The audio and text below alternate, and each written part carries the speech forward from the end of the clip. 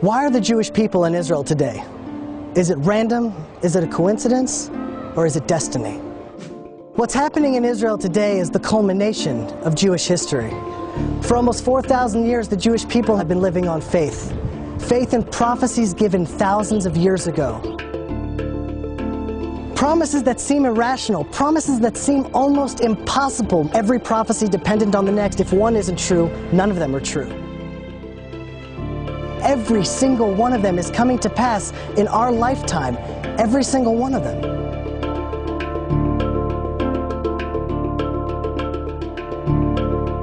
The first promise to Israel was made to Abraham, an eternal covenant. And I shall establish a covenant between me and you, and between your offspring after you throughout their generations, as an everlasting covenant. The Jewish people are the only ancient people alive today. The Assyrians, the Babylonians, the Jebusites, the Canaanites, all of them are gone. Well, no nation has survived such scattering and then remained a nation. They became assimilated, and eventually any trace of the original is gone. We, an eternal people, stand alive today. We also know that if the Jewish people don't live a godly life in the land of Israel, we're promised to be scattered to four corners of the earth. Which is, guaranteed to cause an extinction of any people. Scatter people around the world, they're going to be gone. The last thing you would want to do to an eternal people is to scatter them across the world with no common culture, no common language, no internet, no forms of communication. How will the Jewish people stay Jewish? How will we stay eternal if we're scattered across the world? And yet, that's exactly what happened. We remain the people, not only just a faith or religion, but a family. God will scatter you among the peoples, and you will be left few in number.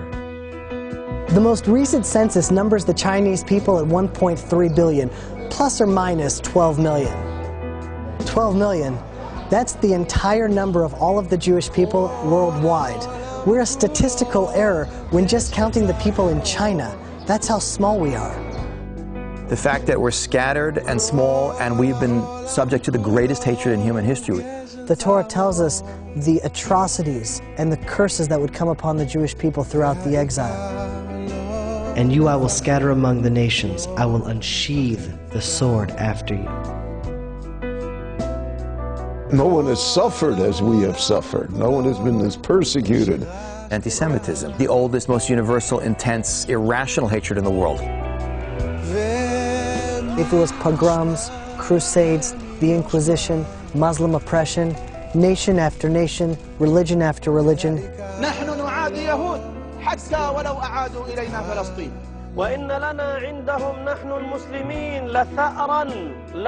the persecution we faced has always transcended all logic and rational thought.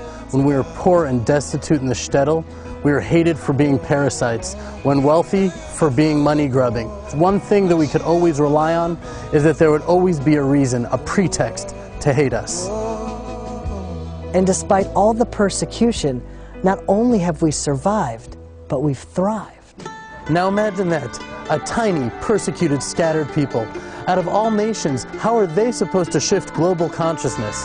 The same nation that everyone's going to hate is going to be scattered around the world and shouldn't even be here, is told we're going to be a light to nations? Those two things don't go together. We shouldn't even be here, much less impact the world.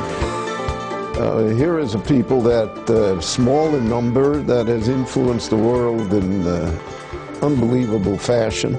All the science and all the wonderful things that they contribute to the rest of the world. Wherever they find themselves in any country, they become the lifeblood of that country. They're an extraordinary energy. And you can literally see a direct correlation between countries that have Jews in them and how they treat the Jews and how those countries do in terms of their political development, their scientific development, their technological development.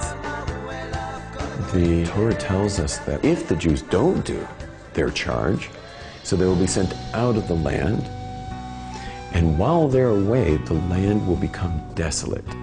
Well, the land in the late 1800s was barren, full of rocks. We couldn't produce anything here. Mark Twain came here in 1850. He talks about all these places that he tried to pay respects to. He was saddened by the fact that it was a desolation. Nothing grew here. The land would lay desolate, and your foes who dwell upon it will be desolate. Now, to understand the impossibility of that promise, you have to understand the geographic map of biblical Israel. All the ancient pathways cross through Israel. Every empire throughout the last 2,000 years tried to settle the land of Israel. Babylonia, the Persians, the Medes, the Greeks, the Romans, the Ottomans, the British, all of these empires with all of their wealth and all of their resources tried, and all of them failed. So you think land is land. Either it will be fertile or desolate. Either it will bear fruit or not. But the land of Israel plays by an entirely different set of rules. Then we're told that when the Jews return to the land of Israel, the land will start to flourish again. It'll blossom. Just as the people have been revived, the land has been revived. The land of Israel responds to the people of Israel. The land didn't change. It returned to itself. The blood rushed to its cheeks and the color returned to its eyes. The fruit had a vibrance of color like it hadn't in thousands of years.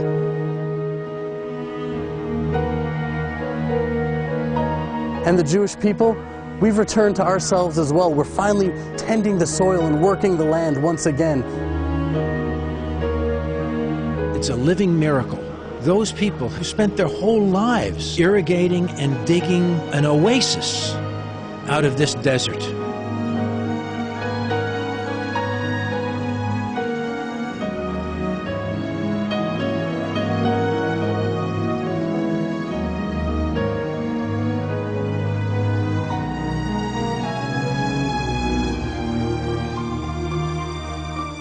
The ingathering of the exiles, it's the most prophesied event in the Bible. It's mentioned over 40 times. Unprecedented in history. Never before has a nation been scattered across the world and then ingathered to its ancient homeland. And yet every single prophet mentions this miraculous feat that will happen. Behold, I will bring them from the land of the north and gather them from the ends of the earth. Among them will be the blind and the lame, the pregnant and the birthing together. A great congregation will return here.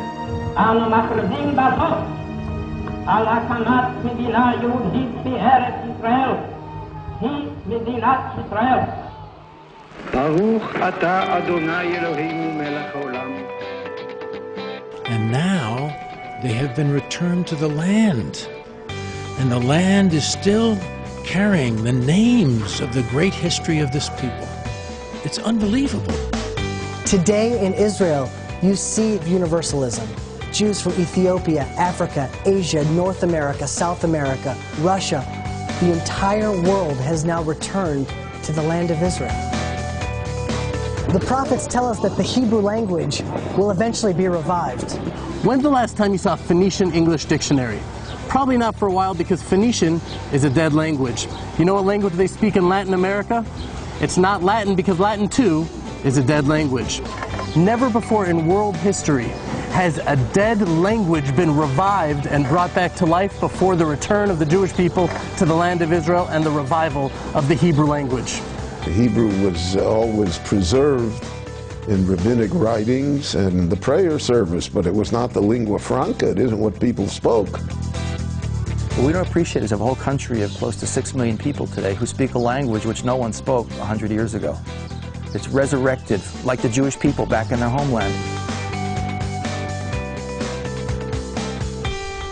Now, after the most inspiring comeback story in world history, after building the most moral and innovative democracy in the entire Middle East, you'd think that Israel would be supported and held up as an example. But we see that the UN, a representation of all the nations in the world, condemn Israel far more than any other country on the planet. And I will gather all nations against Jerusalem to battle. The only country in the world that it's being called, its destruction is being called for by a member state of the United Nations. That its national movement, Zionism, was declared racist and illegal by the United Nations. That its capital city, which is arguably the oldest capital of any country in the world, is not recognized by any country. And there's many, many more points.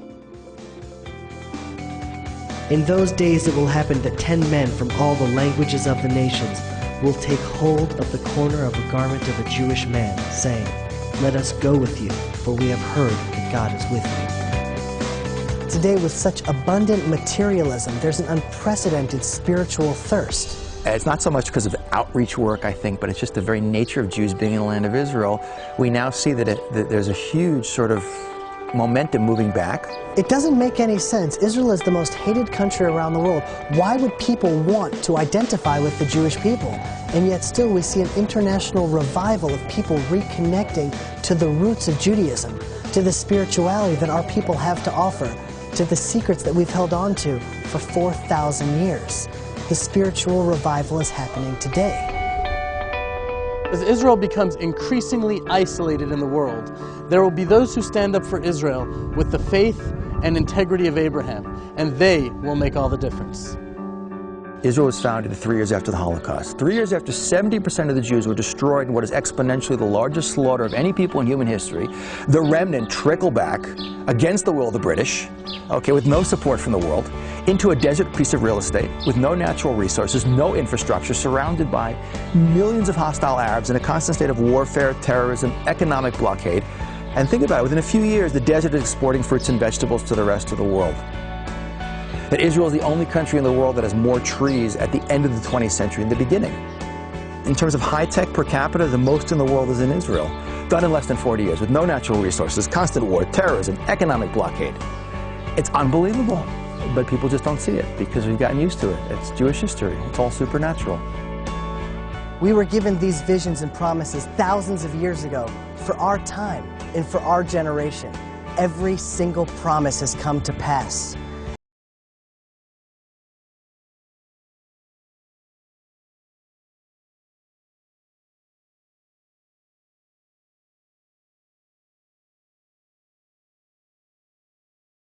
Revolution in human history, Israel.